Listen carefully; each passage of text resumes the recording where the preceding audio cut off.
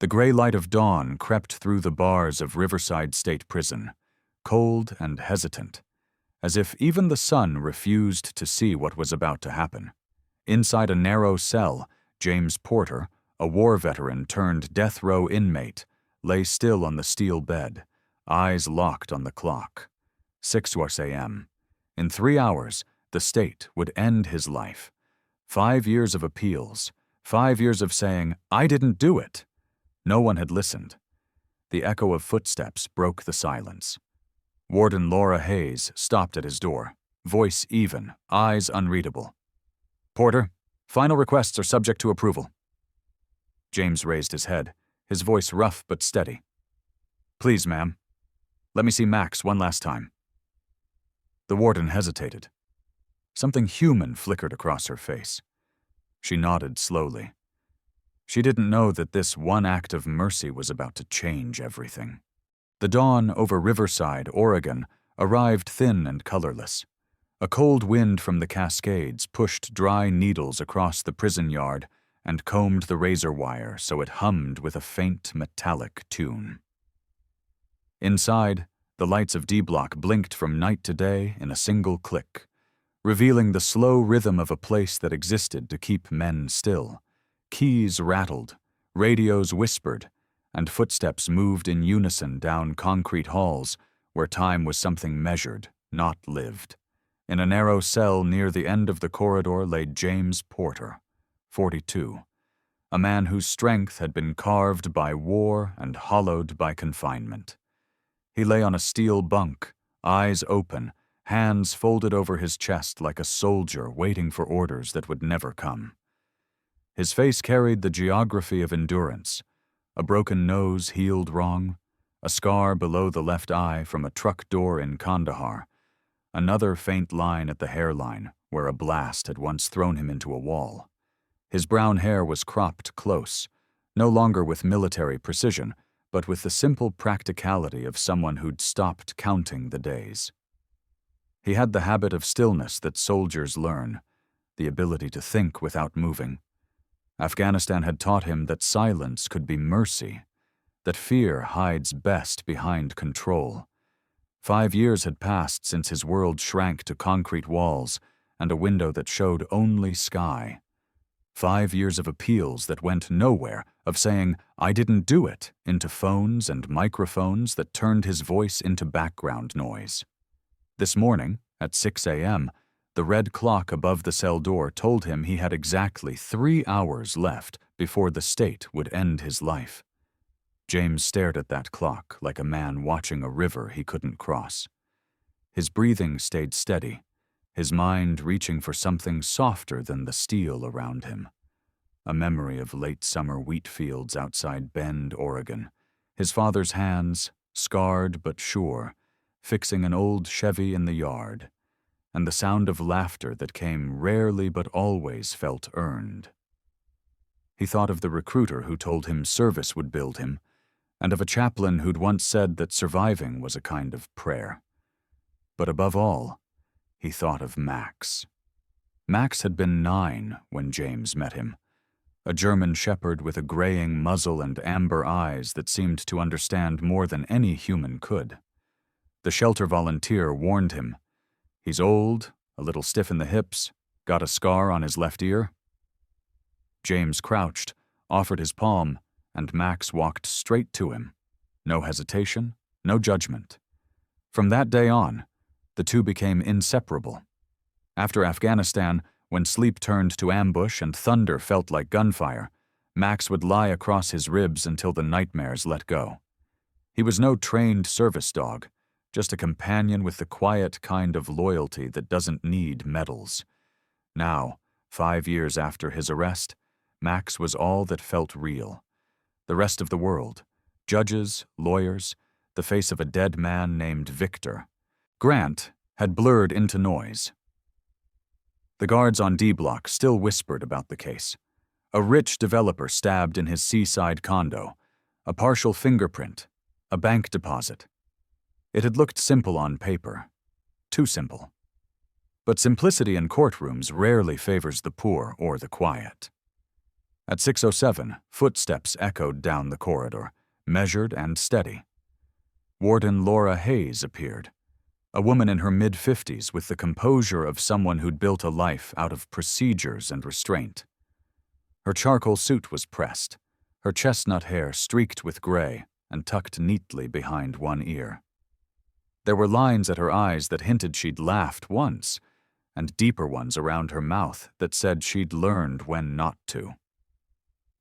"Porter," she said evenly, stopping outside the bars. "Final requests are subject to approval." James sat up slowly, his eyes lifting to meet hers. There was no bitterness there, only exhaustion wrapped around dignity. "Ma'am," he said, his voice low, gravel worn smooth. "Please, let me see my dog. One last time." The words hung in the cell like a fragile thread. Hayes didn't blink. Years in this place had taught her not to. But something in the tone, something human, softened the stillness between them. "Your dog," she repeated quietly. "Name?" "Max," he said. "German Shepherd. 10, maybe 11 now, amber eyes. He knows when I can't breathe." He didn't say PTSD, didn't say Afghanistan, didn't use words the system liked to file. He said it the way a man says the name of a friend who once pulled him from the dark. The warden made a note on her pad, her voice neutral. "Where is the animal now?" "With Emily Carter," James said, and the name came out like a memory he'd kept too long. Emily, 39, a school counselor, auburn hair always tied up when she worked, freckles she tried to hide but he'd loved immediately.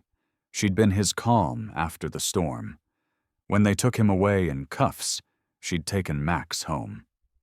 Promises sometimes live longer than people. Hayes nodded once, not looking at him as she spoke.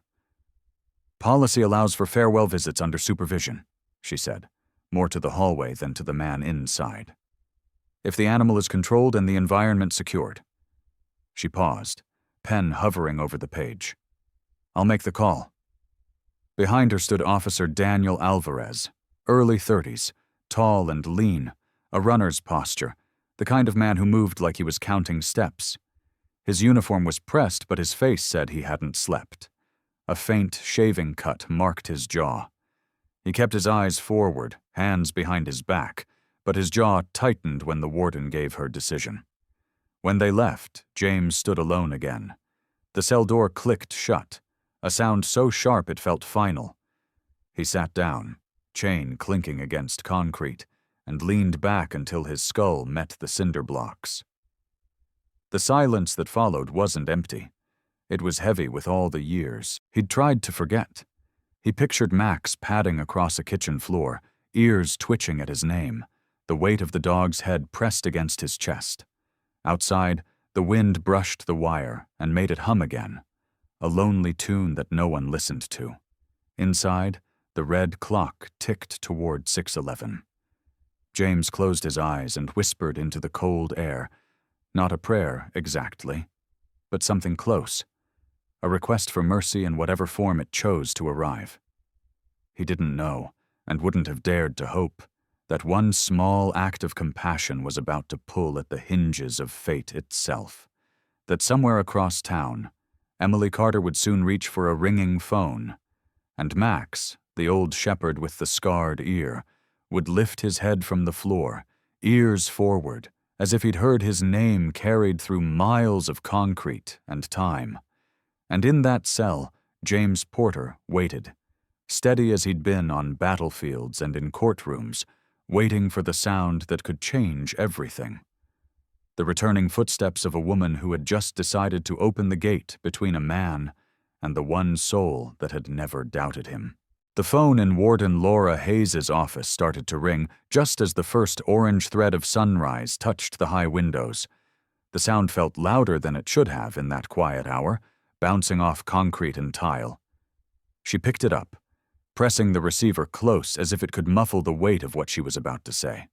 The call connected across town to a small house on Birchwood Lane, where morning light slid across the floorboards and found Emily Carter standing in her kitchen, still in a faded t-shirt and jeans. She was 39, tall and slim in a natural, unforced way, her auburn hair pinned loosely at the back of her neck, the kind that fell forward when she leaned over. Her skin was fair with small freckles dusting her arms and nose, and her eyes were a muted green, the color of sage leaves after rain. Emily had the look of someone who had learned to hold herself together out of necessity, not vanity.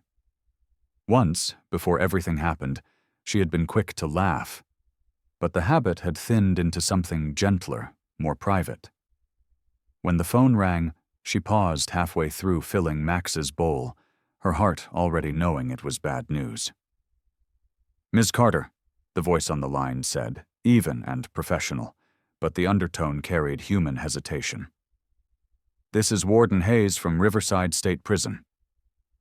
The pause that followed was long enough for Emily to brace herself. "Mr. James Porter has made a final request. He wishes to see his dog, Max, one last time." Emily's throat tightened. The room seemed to contract. She set the bowl down carefully and looked toward the corner of the kitchen where Max, the German shepherd, lay curled on an old quilt. His muzzle was graying now, his chest rising and falling in a slow rhythm. 10 years old, maybe closer to 11, his body had grown stiff in the joints, but his eyes, deep amber, sharp as ever, lifted the moment he heard his name. He shifted his weight, tail tapping once against the floor as if to ask, "Is it time?" Emily's hand trembled on the phone. "When?" she managed. "Within the next few hours," Hayes replied. "If you're willing to bring the animal, we can arrange a supervised visit in the secure yard." Emily nodded, though the warden couldn't see her. "He'll want to see him," she whispered. "And Max, he's been waiting every night by the door since they took James." Hayes hesitated on the other end, then said quietly, "I'll have a vehicle escort you through the gate. Bring whatever Max needs to be comfortable." When the line clicked off, Emily stood still for a long moment, staring at the dog who had never stopped believing that his master would walk back through the door. The small house had the soft clutter of a life lived on hold. Photos still in frames, dishes stacked neatly, the faint scent of cedar and laundry soap. Emily walked into the living room, picked up a picture from the shelf. James in uniform, smiling in a way he hadn't since the war, with Max sitting beside him, younger then, his coat darker and eyes bright. The photo had been taken in the summer after James came home from Afghanistan, when things still felt fixable. Outside, the town was waking. The milk truck rattled past, and a jogger in a neon vest waved half-heartedly at her mailbox. Emily opened the door and felt the chill roll in. She knelt to help Max to his feet. His back legs moved carefully, like old hinges. But once he stood, the proud line of his body returned, head high, ears forward. She ran her hand down his back, feeling the coarse fur, the old scars along his ear. "We're going to see him, boy," she said softly. "One more time." At the same hour, across the river, Warden Hayes hung up the phone and looked through the thick glass toward the yard. She wasn't sentimental, not in the job she did, but something about this one gnawed at her. She had read the case file enough times to know the details didn't sit right. The evidence against Porter had been circumstantial. Blood on a knife that could have come from anyone, no eyewitness, a motive painted in courtroom imagination. Hayes had spent 30 years in corrections, long enough to know guilt and innocence often looked the same in chains. She reached for her coffee, black, no sugar, the way she'd taken it since her husband died 6 years ago. It was easier to hold bitterness than emptiness. The door opened and Officer Daniel Alvarez stepped in, holding a clipboard. His uniform was crisp, his expression carefully neutral. "You want me to log the animal in when they arrive?" he asked. "Do that," Hayes said, "and make sure medical clears the area. I don't want anyone complaining about protocol." Alvarez nodded and turned to leave. He had only been at Riverside for 5 years, a transfer from El Paso, and though he didn't talk much, everyone knew he kept a photo of 2 little girls taped inside his locker. His calm came from necessity.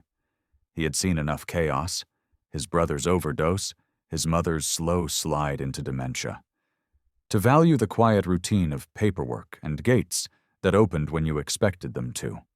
Back at Birchwood Lane, Emily packed a small canvas bag, Max's leash, a bottle of water, a folded blanket that still carried James's scent from the last day they'd all been together. She paused by the mirror before leaving. The woman looking back at her seemed older than she remembered. She brushed a strand of hair from her face, drew a slow breath, and whispered. He didn't do it. It wasn't prayer, exactly, but it was all she had. The drive to Riverside took 40 minutes. The road followed the river, its surface silver under the pale light, flanked by cottonwoods stripped bare for winter. Max rode in the back seat, sitting upright, nose pressed to the window. Every few miles he made a low sound, almost a hum, the kind he used to make when James was about to come home. Emily reached back to touch his head at a stoplight, her fingers curling into his fur. "He'll know you didn't forget him," she said. When they reached the prison, 2 correctional vehicles were waiting by the outer gate. A guard with a thick beard and tired eyes, Sergeant Tom Reynolds, mid-40s, stocky, with a scar on his forearm and the slow patience of someone who had seen too many mornings like this, checked her ID and gave a curt nod. "Follow the van, ma'am. Park in the visitor lot inside. Keep the leash tight." The gates rolled open with a hydraulic groan. Emily guided the car through, the enormity of the walls closing around her. Max's ears flattened briefly, but his tail thumped once as if to reassure her. Inside the yard, the air felt heavy, saturated with the stillness of a place that held too much waiting. Warden Hayes was already outside, near the yard's edge, her coat buttoned high against the wind. Alvarez stood a few steps behind, clipboard in hand. Hayes watched as Emily stepped from the car, holding Max's leash. The woman's posture struck her. Not fear, not defiance, but something in between, a quiet resolve. "Miss Carter," Hayes said, her voice carrying across the space. "Thank you for coming on such short notice." Emily nodded. "He's waited long enough," she said. Her voice trembled, but she didn't hide it. Hayes looked down at Max. The dog stood perfectly still, gaze fixed on the building where James Porter was being held. Something about the steadiness in that animal's eyes, unbroken, unwavering, made the warden look away first. They led Emily and Max towards the side entrance, through a checkpoint and a narrow corridor that smelled faintly of disinfectant and old air. The fluorescent lights hummed above. Max's claws clicked softly on the floor as they walked. He moved with purpose, head level, as if every step brought him closer to something he already knew. Outside the visitation enclosure, Hayes stopped. "We'll bring Mr. Porter out once you're settled," she said. Emily knelt beside Max, resting a hand on his neck. The fur was warm, the heartbeat steady beneath it. She whispered, "We made it, boy." From behind the glass, Hayes watched, something unspoken tightening in her chest. In her 30 years of seeing goodbyes, none had ever looked quite like this. The security door opened with the heavy hiss of hydraulics, a sound that seemed to stretch through every corridor of Riverside State Prison. The air inside the visitation chamber was cold enough to sting the throat, filtered and lifeless. Emily stood by the bench, one hand resting on Max's collar, the other pressed against her chest as if to hold her heart still. The German shepherd stood tall, despite the stiffness in his back legs. His ears twitched at every sound, the jingle of keys, the shuffle of boots, the echo of a distant metal door. For a moment, it was only the two of them in the room, surrounded by walls the color of old parchment and a ceiling light that hummed faintly like a broken radio. Then the inner door opened again.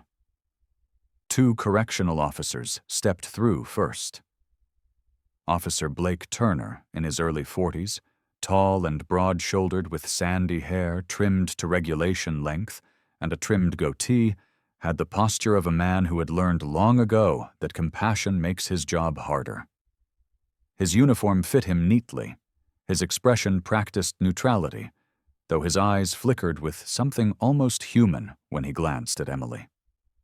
Behind him followed Officer Renee Collins, younger, perhaps 30, short black curls tucked under her cap, brown skin glowing under the harsh light, the kind of steady calm that came from a sense of duty rather than experience. She was new to Riverside, transferred from a women's correctional facility in Portland, still learning to hide how certain moments could catch in her throat. Between them, in chains at wrists and ankles, came James Porter. The fluorescent light caught the rough line of his jaw, the faint shadow of a bruise on his temple where sleep had pressed too hard against metal. His orange prison shirt hung loose over a frame that had lost weight it couldn't spare. But his eyes, the same gray-blue that had watched dawn break through sandstorms halfway across the world, were sharp now, alive in a way neither guard expected.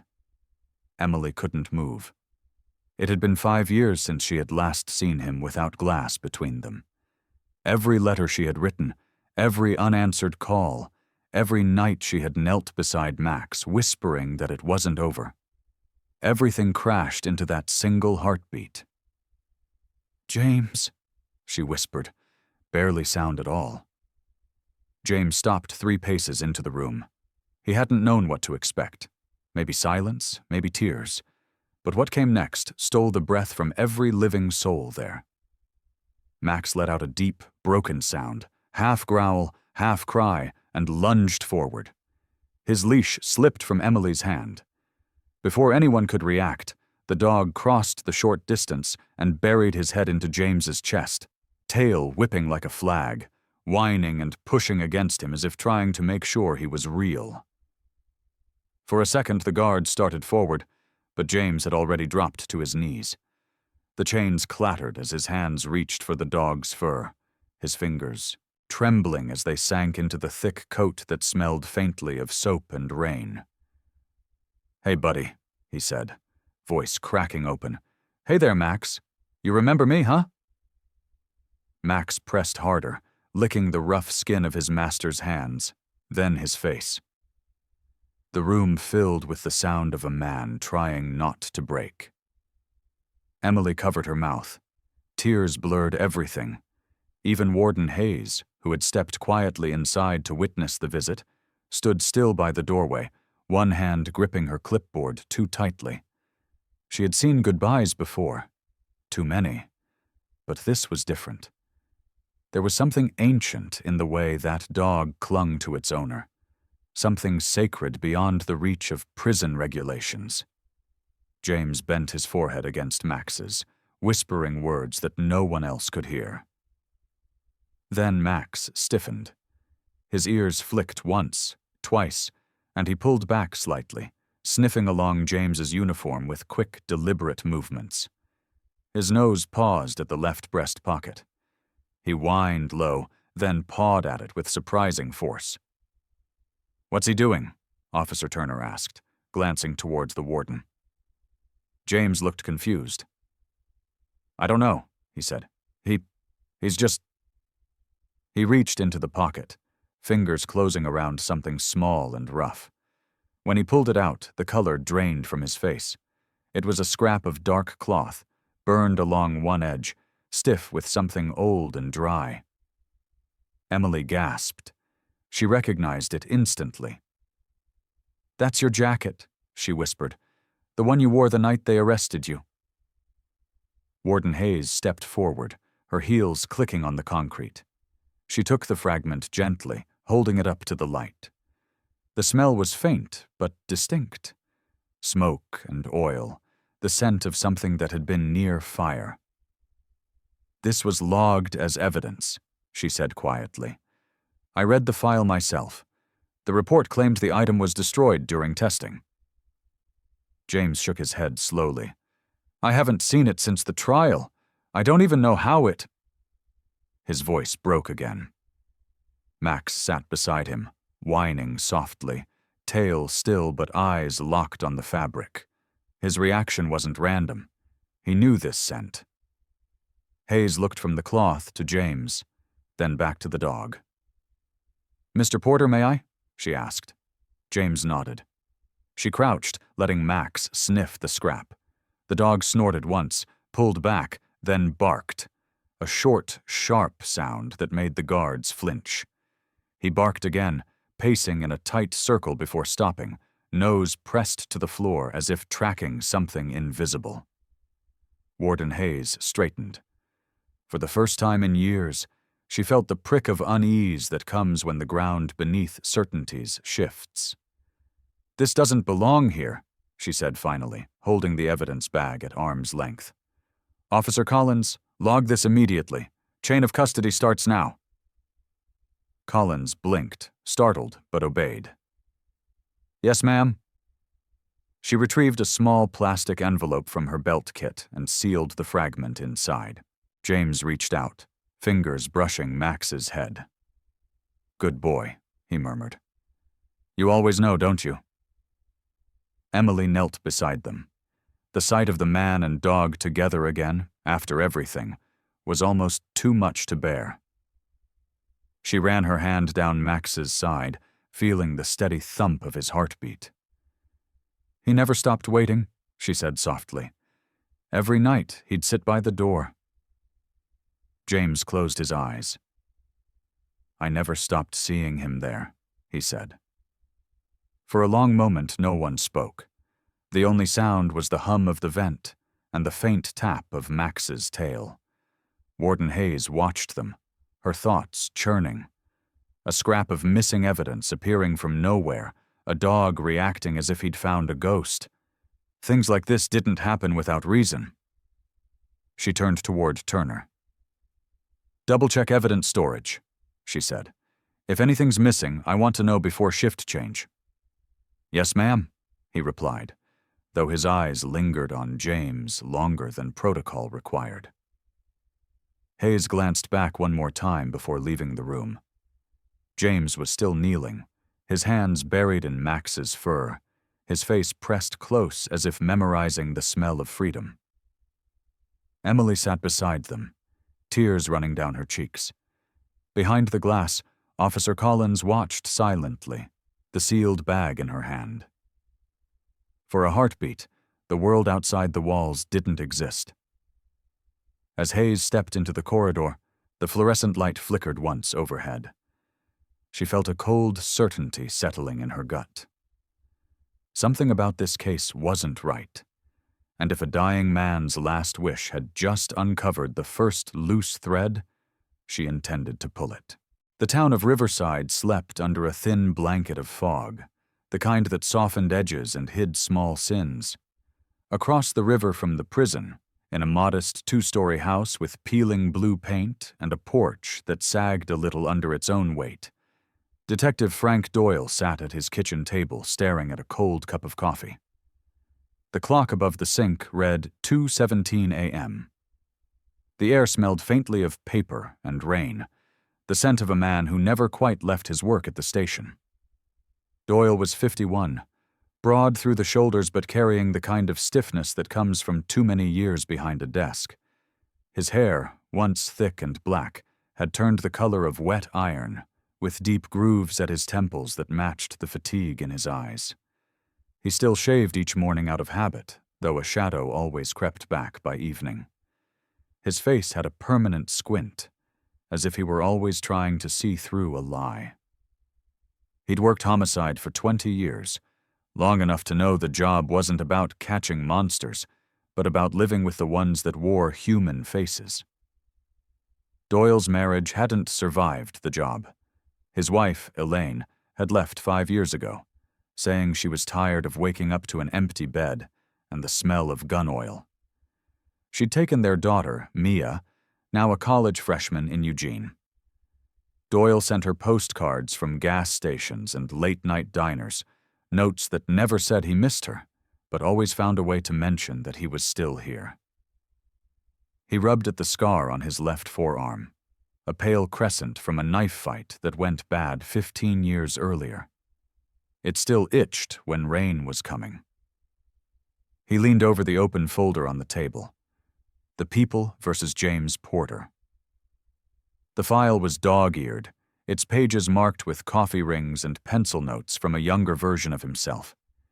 He'd been the lead investigator then, proud and certain, back when evidence seemed simple and guilt looked like numbers you could stack.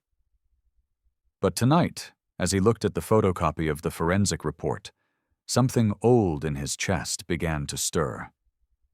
The fingerprint analysis sheet, page 42 of 56, stared back at him.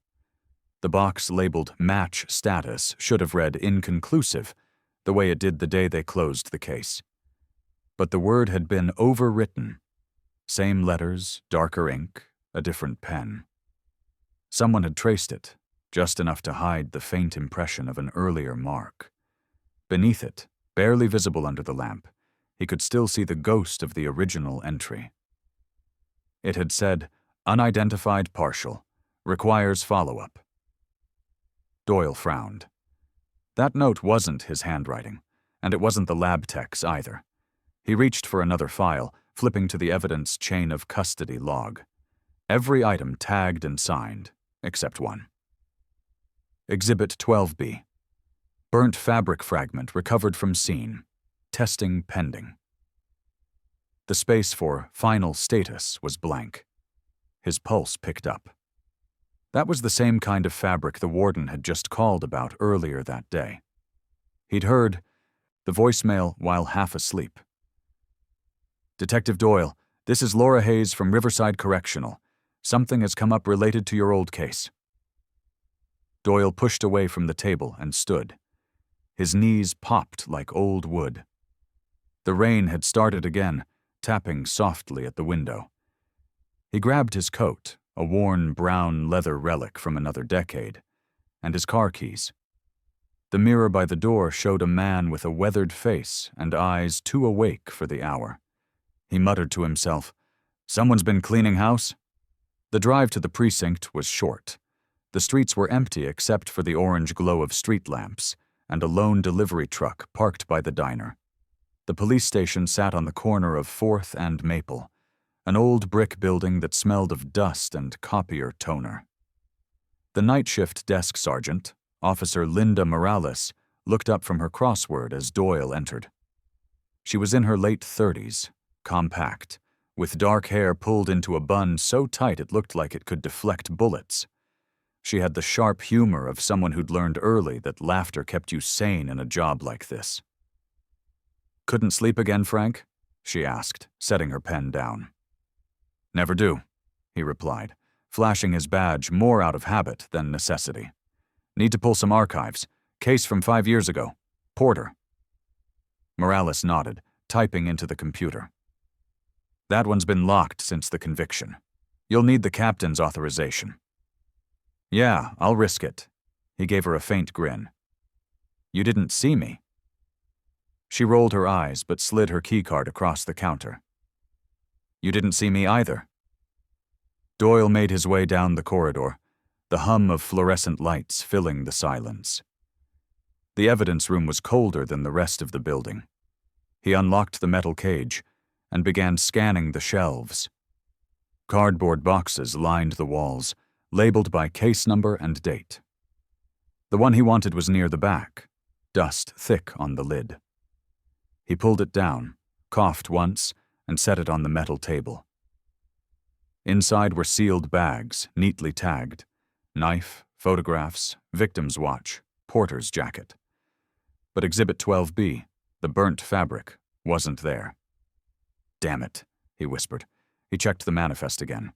It had been logged as transferred to lab by someone named R. Wallace. Doyle froze. He knew that name. Rick Wallace had been the victim's private security guard. Tall, muscled, mid-40s, the type who treated every conversation like an interrogation. Wallace had testified briefly during the trial, but disappeared soon after. The notation next to his name was dated 3 days after the trial ended. That meant he'd handled evidence that should have been sealed. Doyle felt a low burn of anger crawl up his spine. He closed the box, resealed it, and stepped back into the hall. Morales was waiting, arms crossed. "You find what you needed?" "Found what I shouldn't have," he said. "Who's on duty and all? Records?" She glanced at the board. "Just Cooper." "Wake him up." Officer Cooper was barely 25, fresh out of academy, freckles across his nose and the uncertain politeness of someone who still said "sir" to coffee makers. He shuffled in, rubbing his eyes. A hoodie pulled over his uniform shirt. Doyle handed him a slip of paper. "Run me every report or lab request signed by Rick Wallace from 2016 to 2018. Cooper squinted. "That's restricted." "I'll handle the paperwork. Just pull it." 30 minutes later, Doyle sat in his car under the station's awning, the printouts spread across the passenger seat. The rain came down harder now, streaking the windshield. The records showed Wallace had filed 3 evidence transfers, all tied to the Porter case, each stamped by the same clerk. Approved. Assistant D.A. Thomas Pierce. Pierce. The name landed like a hammer. The prosecutor had been ambitious, clean-cut, and media-friendly, the kind of man who wore expensive suits and smiled for cameras. He'd since moved up to regional office, rumored to be running for Congress. Doyle remembered Pierce from the trial, remembered the way he'd shaken his hand after the verdict and said, "Justice served, detective." At the time, it had sounded sincere. Now it echoed like a threat. Doyle turned the key, the engine rumbling awake. He didn't know yet what Hayes had found. But he knew this. Someone had rewritten the record. And if the scrap of fabric had resurfaced inside a prison, it meant the truth had a way of surviving even when buried under signatures and ink. He drove toward Riverside, the river glinting silver through the rain. Inside the prison, morning was still hours away. Doyle's headlights sliced through the fog as he crossed the bridge, his reflection flickering in the wet asphalt. He didn't feel tired anymore. The case he'd closed 5 years ago had just opened its eyes.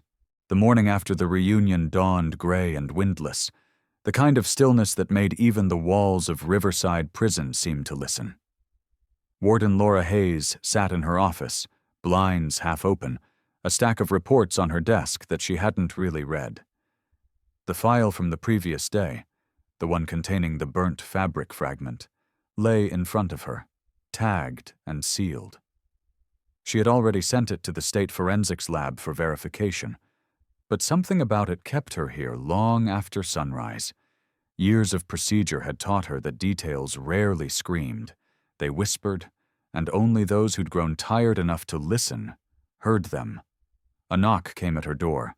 When she looked up, Detective Frank Doyle stood there, damp from the rain, trenchcoat collar turned up. He looked like he hadn't slept, which was true. The lines around his eyes were deeper than she remembered, and his hair, still wet at the edges, had gone from gray to near white under the fluorescent light. "Warden," he said, voice low and gravelly, "I got your message." Hayes gestured toward the chair across from her. "You look like hell, Detective." "I've been there," Doyle said, sitting down with a weary half-smile. He set a folder on the desk and tapped it once. "You said you found something during Porter's visit?" Hayes slid the sealed evidence bag toward him. "This was in Porter's possession yesterday. His dog, Max, reacted to it immediately. The inmate claims he hasn't seen it since his arrest." Doyle studied the fragment. His fingers hovered just above the plastic, his jaw tightening. "That's the missing piece from the jacket," he said quietly. "It disappeared from evidence 5 years ago." "You were lead on that case," Hayes said. He nodded slowly. "Yeah. And now I'm wondering what else disappeared." He leaned back in his chair, rubbing his temples. "That jacket was taken from Porter's house the night of the arrest. It had a small burn mark on the sleeve. Prosecution used it to argue that he burned the victim's property after the murder. The chain of custody said the jacket was returned after testing. But—" He stopped, his eyes narrowing. "I never signed off on that return." Hayes frowned. "Then who did?" Doyle opened his folder, showing a photocopy of the old evidence log. "Rick Wallace, the victim's security chief. He claimed the department needed his statement on the physical items, said he'd deliver them to the prosecutor's office. That never happened. Wallace vanished 3 weeks later. Private sector contract in Nevada, according to the file. But something's wrong. The signature on the transfer isn't even his handwriting." Before Hayes could answer, there was a soft knock on the frame. Officer Renee Collins entered, holding a clipboard and a small photo envelope. "Ma'am," she said, "I just developed the visitor yard footage from yesterday. You might want to see this." Hayes motioned for her to continue. Collins set the photos down. Stills from the visitation camera. One showed James Porter kneeling beside Max, tears in his eyes. Another captured the moment the dog sniffed at the jacket pocket, muscles tense, ears forward, paw raised. Doyle stared at that one the longest. "He's tracking scent," Doyle murmured. "Dogs don't fake that. Something about that fabric meant danger." Hayes nodded slowly. "Could be the scent of whoever handled it last." Doyle's eyes lifted. "Wallace?" "Possibly," Hayes said, "but we'd need confirmation." Doyle leaned forward. "Do you have any record of contact between Wallace and anyone here after the trial?" Hayes opened a digital record on her monitor. "No direct correspondence, but wait." She scrolled down and froze. "There's a note here. 2 years ago, an external audit request came in under his name. Routine inspection of archived evidence, approved by the state attorney's office." Doyle's voice hardened. "Thomas Pierce's office?" Hayes hesitated. "Yes." Doyle pushed back his chair, standing. "That's not coincidence. Pierce was the prosecutor who put Porter away. Wallace worked for the victim. They both had motive to keep the case buried." "Detective," Hayes said carefully, "that's a serious accusation." "So is executing an innocent man," he replied. For a moment, the room was silent except for the faint hum of the air vent. Hayes looked at him, the tired, stubborn detective who hadn't stopped chasing ghosts, and saw the kind of conviction she'd thought only existed in law books. "What do you plan to do?" she asked. Doyle looked toward the window, where the rain traced silver lines down the glass. "I want to talk to Porter, off record." Hayes exhaled. "You'll get 10 minutes, and, detective, keep it quiet." An hour later, Doyle stood in the holding room. James Porter was already there, wrists cuffed loosely, sitting straight with that old soldier's posture. Max lay beside him on the concrete, head on his paws, eyes tracking every movement. "Detective Doyle," James said, his tone cautious but not hostile. "Didn't think I'd see you again." "Didn't think I'd want to," Doyle replied. He set his hat down on the table. "But here we are." James studied the man in front of him. "You're the one who arrested me?" Doyle nodded once. "I was. I believed you were guilty." "Do you still?" "I'm not sure what I believe anymore," Doyle said. He pulled a folded photograph from his pocket, the mugshot of Rick Wallace taken years earlier. "You recognize this man?" James took the photo, his brow furrowing. "Yeah, that's Wallace, Victor's bodyguard. He was at the marina the night before everything happened. We argued. About what? Doyle asked. Victor was threatening to fire him. Said he caught him running side deals, security, contracts, black market stuff. I told him to walk away before it got bad. Wallace didn't like advice. James paused, his expression tightening. Later that night, I went to return a set of keys Victor had left in my truck. When I got there, the door was open and... He stopped. You know the rest. Doyle's pen hovered. You never mentioned Wallace in your original statement. James met his eyes. Because he was protected. I tried to. My lawyer said it would muddy the narrative. And then that lawyer got a job with the district attorney's office. Doyle sat back slowly, every piece of the puzzle shifting in his mind. He turned to Max, who was watching him with that unblinking canine awareness. Doyle reached into his coat pocket, pulled out a printed photo of Wallace shaking hands with Thomas Pierce at a fundraiser. He placed it on the floor near Max. The dog lifted his head, sniffed once, then twice. A low growl started deep in his chest. His ears flattened, and his body went rigid. Emily, standing nearby under guard, gasped softly. He only does that when he smells someone from that night, she said.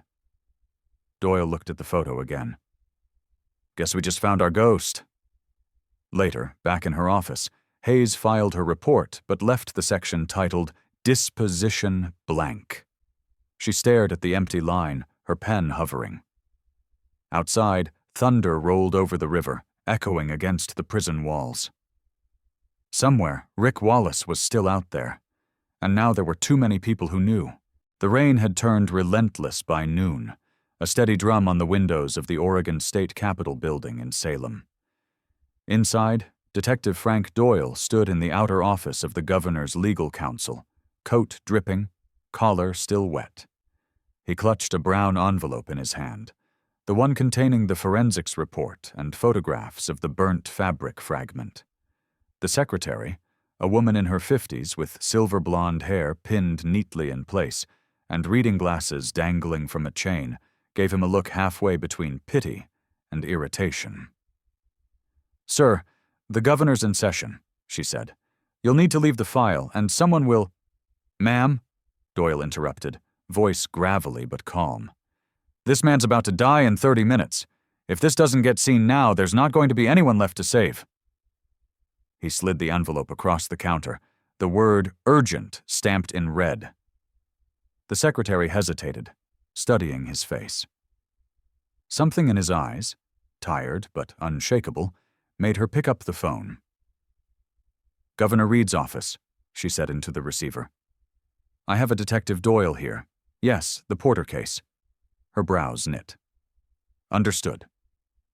She hung up, then motioned toward the frosted glass door. You've got 5 minutes. Doyle pushed through the door into a room lined with mahogany bookshelves and Oregon state flags.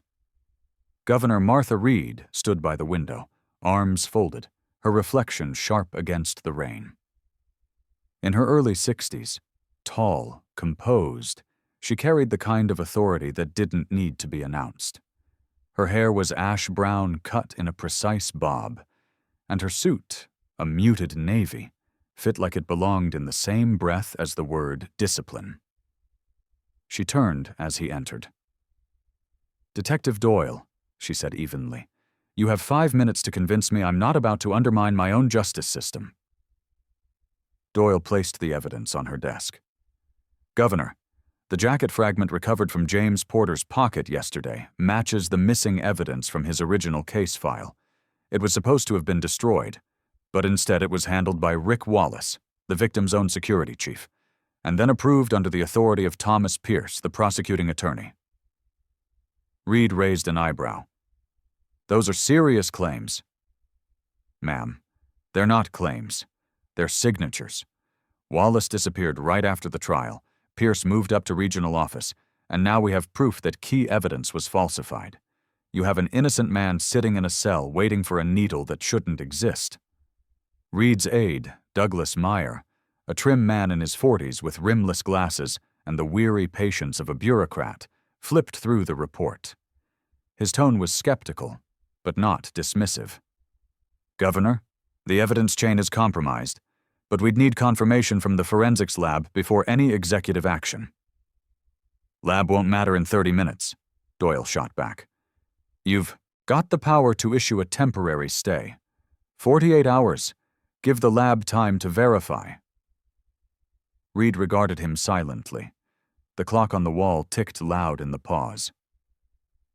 "You're asking me," she said slowly, "to intervene in a case closed 5 years ago, based on a dog's reaction and a signature discrepancy." Doyle met her eyes. "No, ma'am. I'm asking you to stop a man from being murdered by the system he served." That line hung in the air. Reed's gaze softened just slightly. She turned toward Meyer. "Draft a provisional stay order, effective immediately." Meyer blinked. "Governor." "Do it," she said, her tone cutting through the air like a blade. She signed the document, sealed it, and handed it to Doyle. "You've got 40 minutes to deliver it to Riverside. If they start the procedure, it'll be too late." Doyle nodded once. "Yes, ma'am." He left without another word. By the time he reached his car, the sky had gone darker, the storm rolling in heavy over the valley. The wipers couldn't keep up. His tires hissed against the wet asphalt as he floored it toward the interstate, lights cutting through sheets of rain. The radio crackled updates about traffic delays, none of which mattered now. His watch read 2:22 p.m. The execution was scheduled for 3 Zeit. Back at Riverside Prison, Warden Laura Hayes stood in the observation room adjacent to the chamber. Her shoulders were square, but her hands clenched behind her back. Procedures had begun. The medical staff running checks, the chaplain murmuring scripture in the corner. James Porter sat on the gurney, silent, his eyes fixed not on the clock, but on the glass wall beyond which Emily Carter stood. Emily looked pale under the fluorescent light, her auburn hair damp from tears, her hands pressed against the window. She wore a simple gray sweater, sleeves rolled to her elbows, but she looked fragile, almost translucent, the way grief strips a person down to their core. Max lay at her feet, head resting on his paws, tail motionless. Hayes entered the observation room, voice steady. "We're within 30 minutes, she told her deputy, Sergeant Tom Reynolds, the stocky, scar-armed officer who had checked Emily in earlier. "No delays unless I get a direct order." "Yes, ma'am," Reynolds said, though the heaviness in his tone betrayed him. He'd seen hundreds of transfers in his time, but never this. Emily turned as Hayes approached. "Please," she whispered, "he didn't do it." Hayes hesitated. "I'm doing everything the law allows." But even as she said it, her gut twisted. Inside the chamber, James lifted his head as Emily's reflection caught in the glass. "Emily," he said softly, voice muffled by distance but clear enough. She pressed a hand to the window. "I'm here." James gave a small nod. "It's okay," he said, more to her than to himself. "You tell Max. He was the best damn partner I ever had." Max raised his head at the sound of his name, ears pricking, eyes focused on the man beyond the glass. Emily's tears came harder.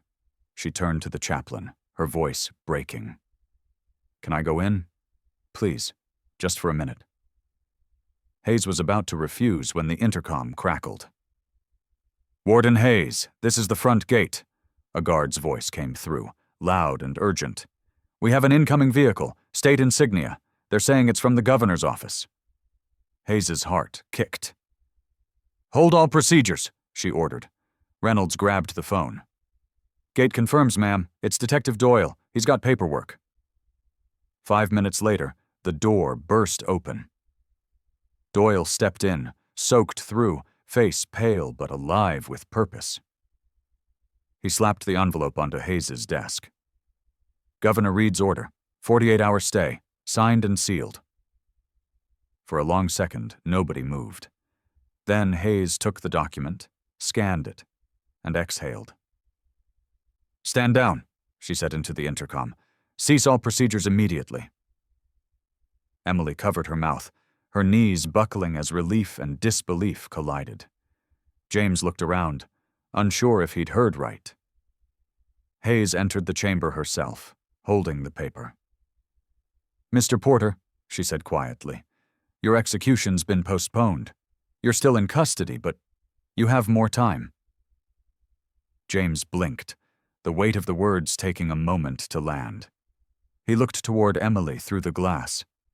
She was crying openly now, one hand pressed flat, the other resting on Max's head. Then she spoke, her voice trembling but full of something raw and luminous. "James, there's something I have to tell you." He frowned slightly. "What is it?" "I'm pregnant," she whispered. For the first time in years, he forgot the chains, the walls, the guards. He stared at her like the world had just tilted. "What?" "It's yours," she said, her hand on her stomach. "I didn't know how to tell you. I didn't even think I'd get the chance." The silence that followed was sacred. James's throat worked, his hands trembling. Then a small smile, fragile but real, broke across his face. "Guess I've got another reason to fight." Max barked once, sharp and clear, tail thumping for the first time in days. Outside, the rain began to ease, the clouds thinning just enough to let a single ray of light through the high glass window of the execution room. It fell across the floor, catching the shine of Max's fur and the tears on Emily's face. Warden Hayes stood quietly in the doorway, watching them. For the first time in a long career defined by order and endings, she felt the faintest pull of hope. The morning after the stay order, the storm broke. The air over Riverside was clean but sharp, the kind that made the sky seem too blue to trust. Detective Frank Doyle sat behind the wheel of his sedan outside the county records building, coffee cooling in his hand, mind turning over every thread of the case that refused to stay buried.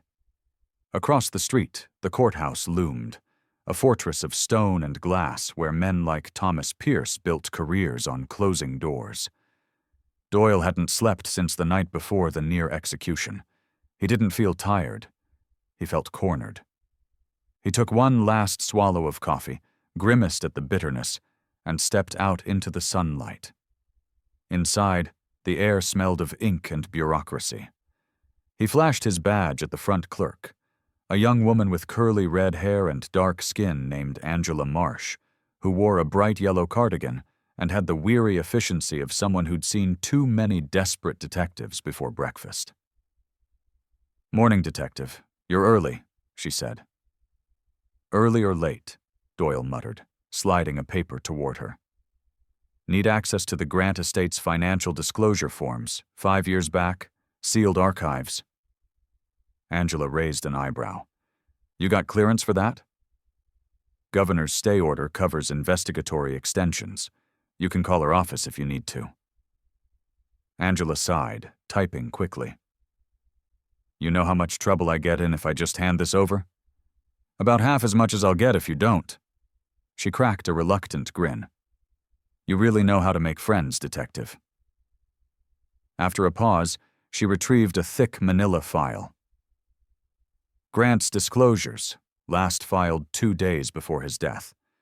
You didn't get it from me." Doyle nodded. "You didn't see me." Outside, he flipped the folder open on the hood of his car. The numbers told a story no one had read. Bank transfers to a consulting firm called Piermont Strategies, large sums funneled through shell accounts. A familiar signature appeared on one of the authorization pages, Thomas Pierce. Next to it, another name caught his attention, R. Wallace, Security Oversight. Doyle's pulse thudded. "Son of a bitch," he muttered. Grant had been financing something off the books, and both Wallace and Pierce had been connected to it. The perfect motive wasn't greed, it was exposure. Grant had discovered the corruption and planned to go public. They silenced him before he could. He drove straight to the small suburban neighborhood where Pierce kept his home. The property was everything a rising politician would own. Wide lawn, white columns, imported car in the driveway. Doyle parked across the street and waited. A gardener in a blue cap watered the flower beds, glancing at him once with polite disinterest. After 15 minutes, the front door opened and Thomas Pierce stepped out. Pierce was in his mid-40s, handsome in a television way.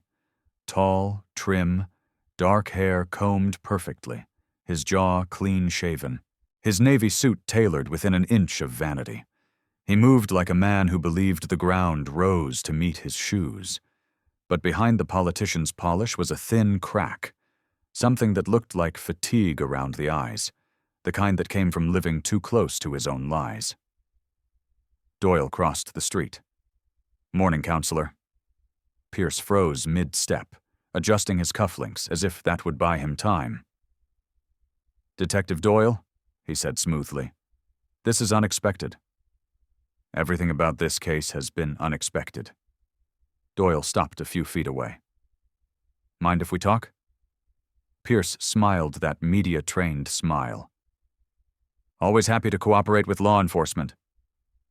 They sat on the front steps. Doyle handed him the financial report.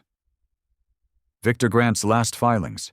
Care to explain why your name's on his offshore accounts?" Pierce didn't flinch. "I was handling campaign contributions. Perfectly legal." "Yeah?" Doyle said. "And Rick Wallace's signature next to yours? He wasn't your accountant. He was Grant's bodyguard." Pierce's smile tightened. "You seem to have a lot of old ghosts chasing you, Detective.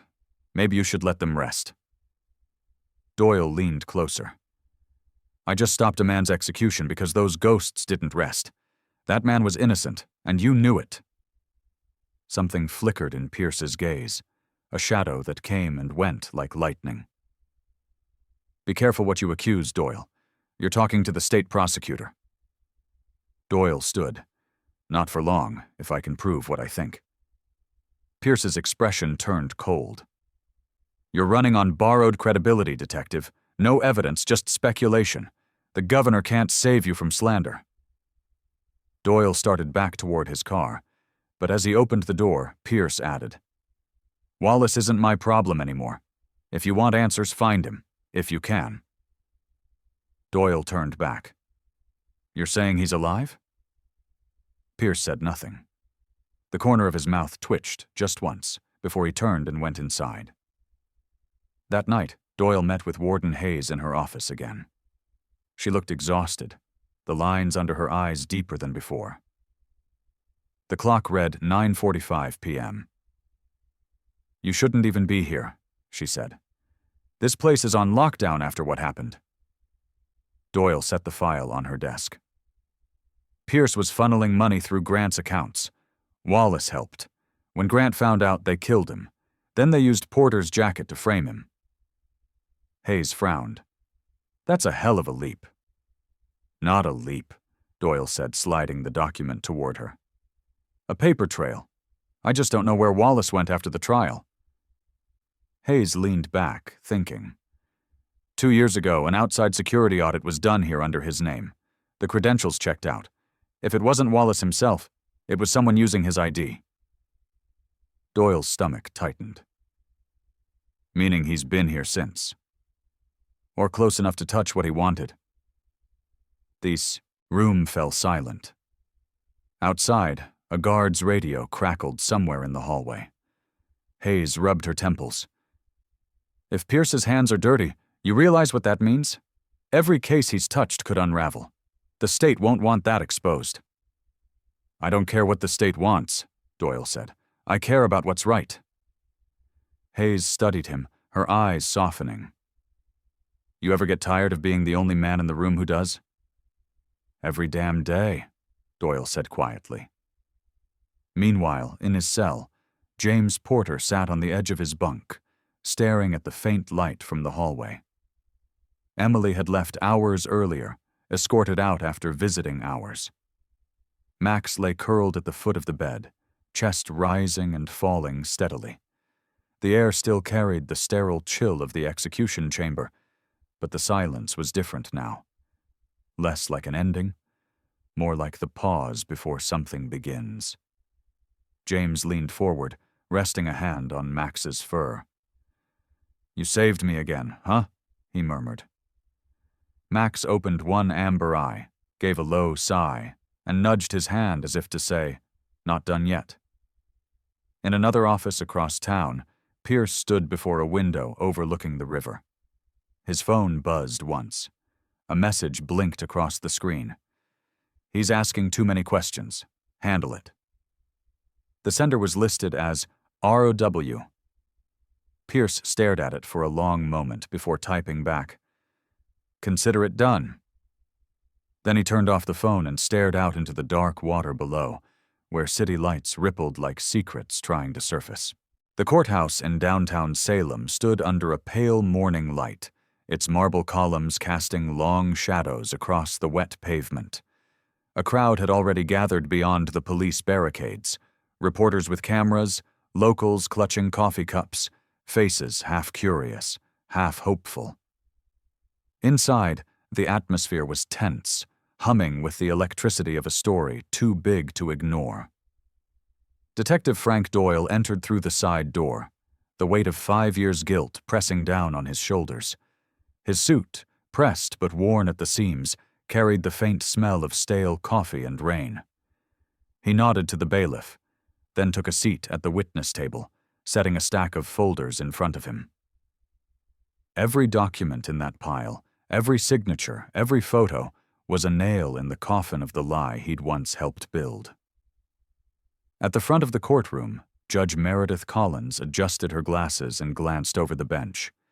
She was in her late 50s, with sharp cheekbones and iron-gray hair tied in a low bun, the kind of woman whose patience was both finite and sacred.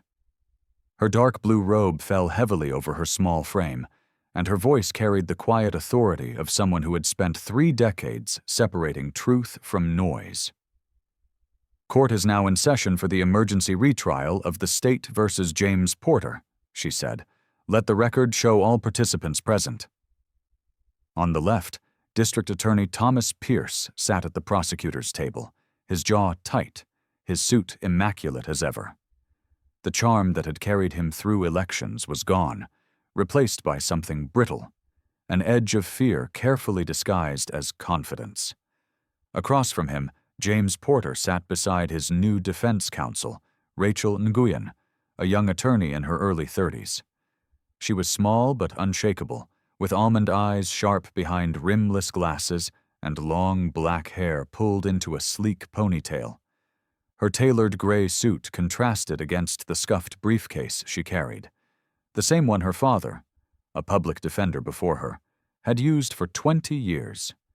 James wore a plain shirt and prison-issued trousers, but he carried himself with a quiet dignity that made the room fall still for a moment. He looked older than his 42 years, his face marked by time and injustice, yet his eyes were clear, steady, like a man who had finally stopped running. Behind him sat Emily Carter, her auburn hair loose over her shoulders, a hand resting on Max's head. The German shepherd sat obediently by her side, chest broad, muzzle gray, eyes fixed on the man who had once saved him.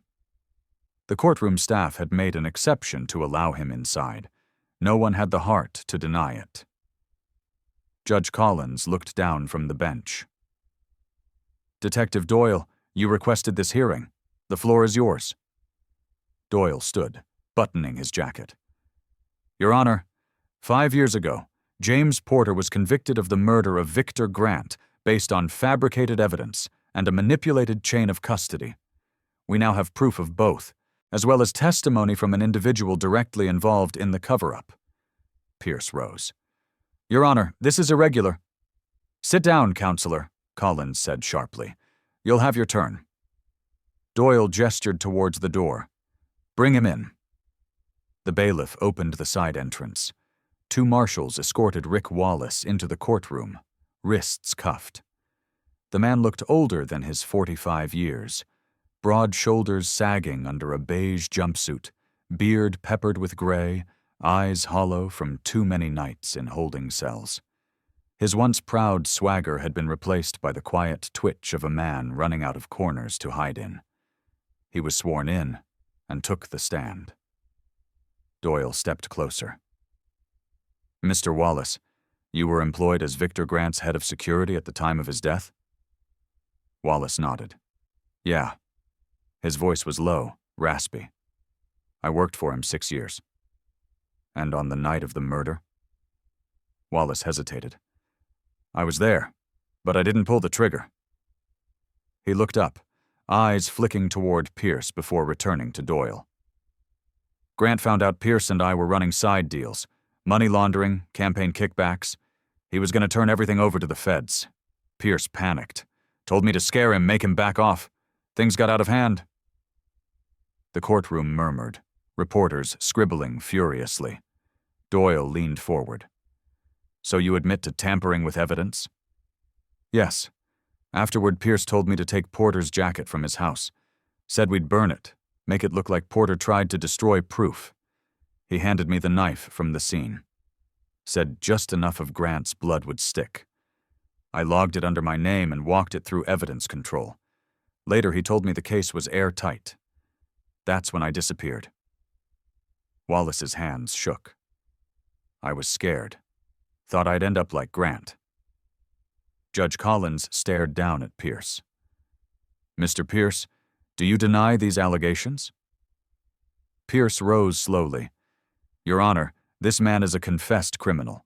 His testimony cannot be trusted. Doyle cut in, holding up a document. Then maybe this will help. Exhibit A, bank records showing wire transfers from a shell company linked to Pierce's campaign fund to Wallace's personal account, dated 1 week after the murder. Rachel Nguyen rose for the defense. And Exhibit B, Victor Grant's confidential memo to his accountant, retrieved from his encrypted drive, naming both men as parties in illegal financial activity. Pierce's face paled. This is inadmissible. Overruled, Collins snapped. Emily stood, trembling. Your Honor, may I speak? Collins studied her. You may. Emily stepped forward, her voice shaking but resolute. Max, our dog, was trained to detect scent patterns. The day we saw James, he recognized that same burned cloth fragment that Wallace handled. He reacted violently because he remembered that scent. The scent from the night Victor Grant died. Max never forgot. She knelt beside Max. Show them, boy. Doyle handed her the sealed bag containing the recovered fabric. Emily held it out.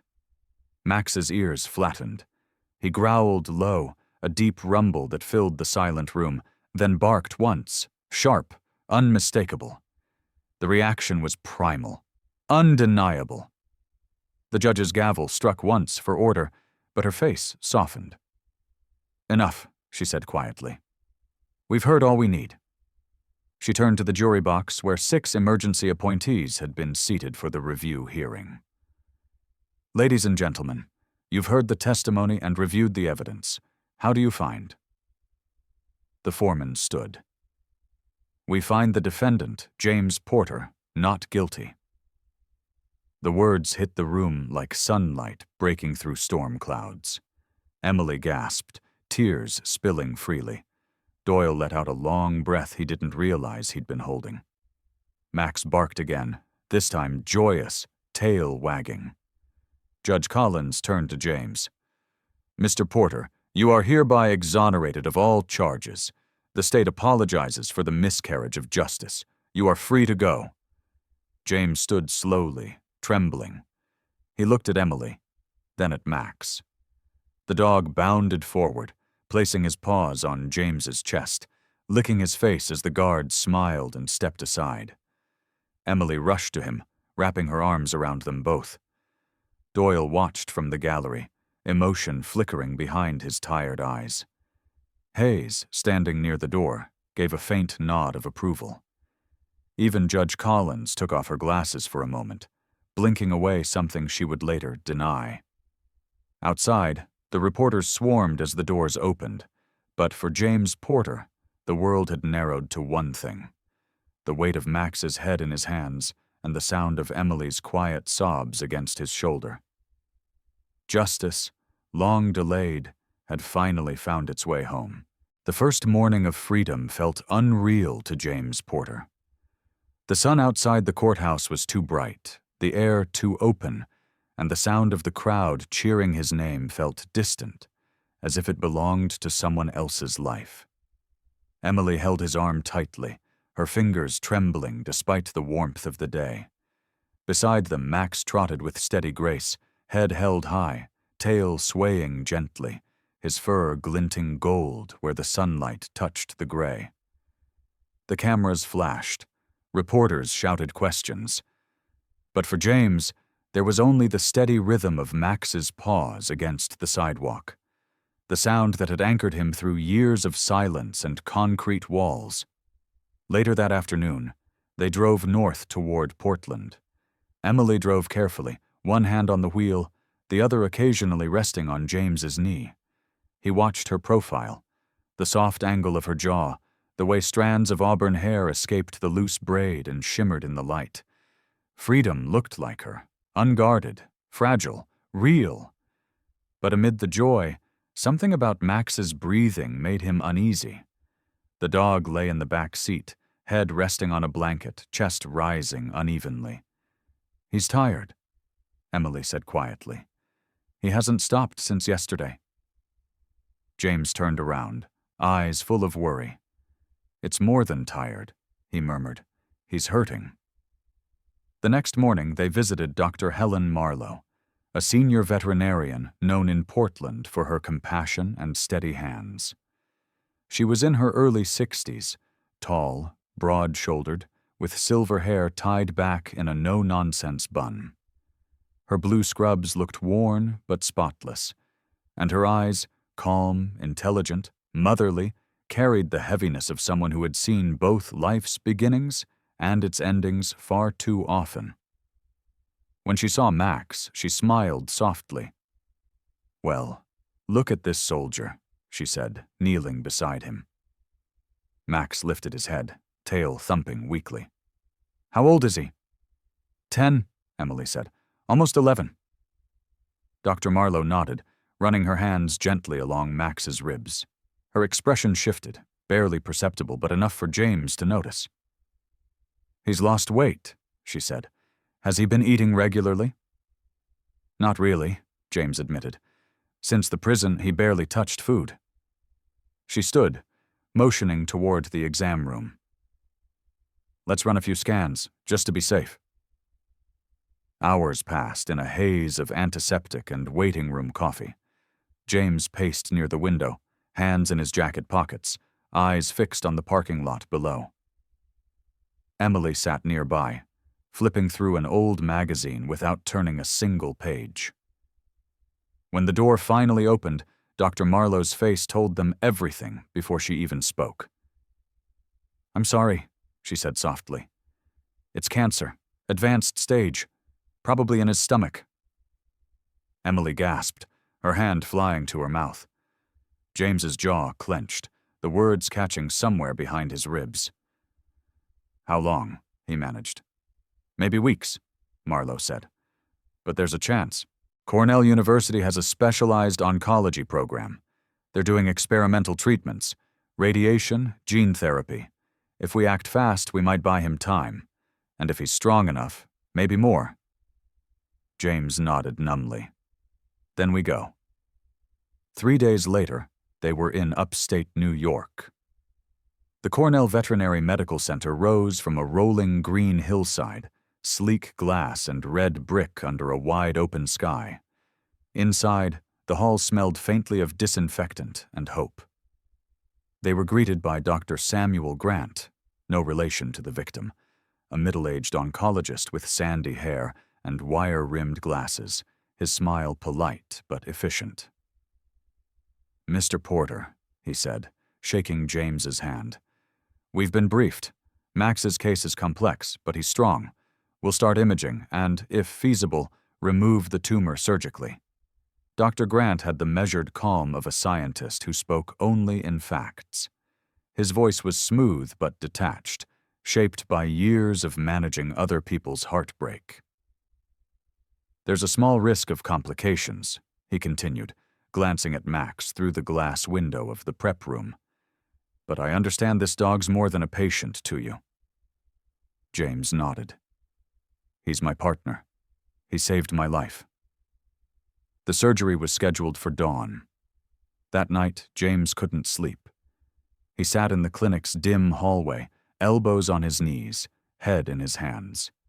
Through the door's small window, he could see Max lying on a steel table, breathing evenly under sedation. Emily joined him quietly, a blanket around her shoulders. "He's going to make it," she whispered, though her voice trembled. James looked up, eyes red. "You remember Afghanistan?" he said. "I was hit during a night patrol. Max dragged me out from under a collapsed wall. I had a piece of shrapnel an inch from my heart. The medic said if Max hadn't pulled me when he did, I'd be gone." He swallowed. "He's saved me twice now. I just wish I could do the same for him." Emily leaned her head against his shoulder. "You already have," she said. The next morning, the operating room was bright, cold, and quiet. Dr. Grant and his team moved with precision. Monitors beeped steadily. James waited outside, pacing the corridor, his hands shaking despite the coffee Emily pressed into them. The clock seemed to move slower than breath. After 2 hours, Dr. Grant appeared, pulling off his mask. "He's stable," he said. "The tumor was larger than expected, but we removed it successfully. There was something else, though." James frowned. "Something else?" Grant handed him a sealed evidence bag.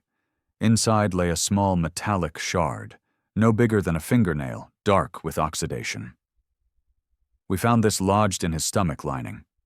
At first we thought it was shrapnel from his military service, but the alloy doesn't match. It looks man-made. Modern." James took the bag, turning it in the light. "You're saying someone put this in him?" "It's possible," Grant said. "It's not something a dog would swallow by accident." Later that evening, Doyle called. "We ran the lab analysis," he said. "That metal fragment from Max, it carries a partial fingerprint. Guess whose?" James didn't answer, but the silence told Doyle he already knew. "Rick Wallace," Doyle said. "The son of a bitch must have handled it before the murder. It matches the alloy used in Grant's prototype security tags, the same kind Wallace wore on his gear that night. This is the final nail, James. It's over. We've got him, even from a cell." James looked at Max, who lay sleeping beside his hospital bed, his breathing shallow but steady. Emily brushed the dog's fur gently, her eyes soft with exhaustion and love. "You did it, boy," James whispered. "You cleared my name, again." The window behind them framed a sunset spilling orange across the hills. The day faded into gold and quiet. Max stirred once, sighed, and laid his head against James's boot, his eyes fluttering as though in peace. James reached down, resting his hand on Max's neck, feeling the heartbeat, faint but strong, beneath his palm. "You've always been the better man," he said softly. In that moment, the hum of machines, the scent of antiseptic, and the long years of pain seemed to dissolve. The world had come full circle, a soldier, a dog, and a truth that even death couldn't bury. 1 month later, the Oregon coast greeted the morning with a rare stillness. The tide rolled in soft and deliberate, the air touched by salt and pine. On the cliffs above Cannon Beach, the state had set up a temporary stage. White canopy, rows of folding chairs, and a podium draped with the flag. Seagulls wheeled overhead as the last cables were fastened, and the sound system tested. The ocean shimmered below, carrying with it the kind of quiet that made people stop and listen even when no one was speaking. James Porter stood a few paces from the crowd, wearing a dark blue suit borrowed from Detective Doyle, a clean white shirt, no tie. The wind tugged gently at his short brown hair and the collar of his jacket. He looked older than 42, but the weight in his shoulders had lifted. There was peace now where there had once been only endurance.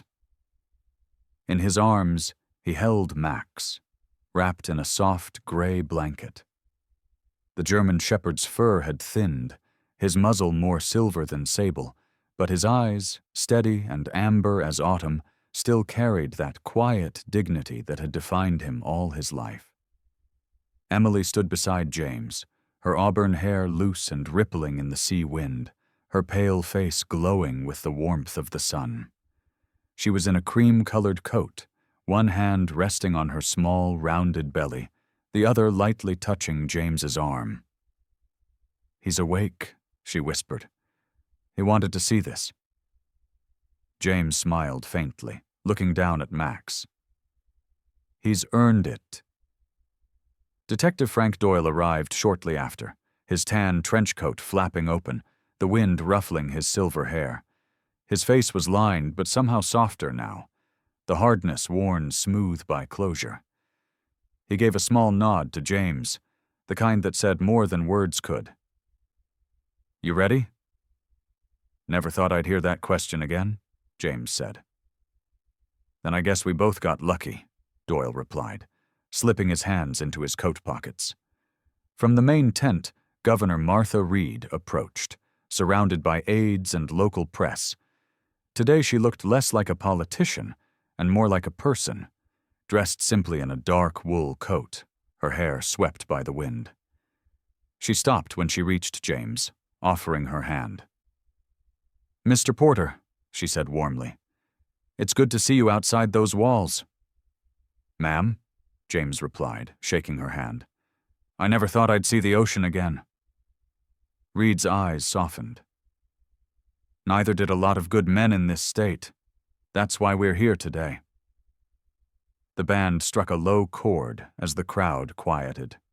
Reed took the podium, her voice steady but touched with emotion. "Today we gather not to mourn what was lost, but to honor what was found, courage, truth, and the bond that reminded us what justice should mean. 5 years ago, one man was silenced by injustice. One dog refused to let that silence stand." She turned toward James and Max. "For loyalty beyond measure and courage in the pursuit of truth, it is my honor to present the state of Oregon's Medal of Valor, posthumously, if I may, to Max, the service dog who never stopped believing in his partner."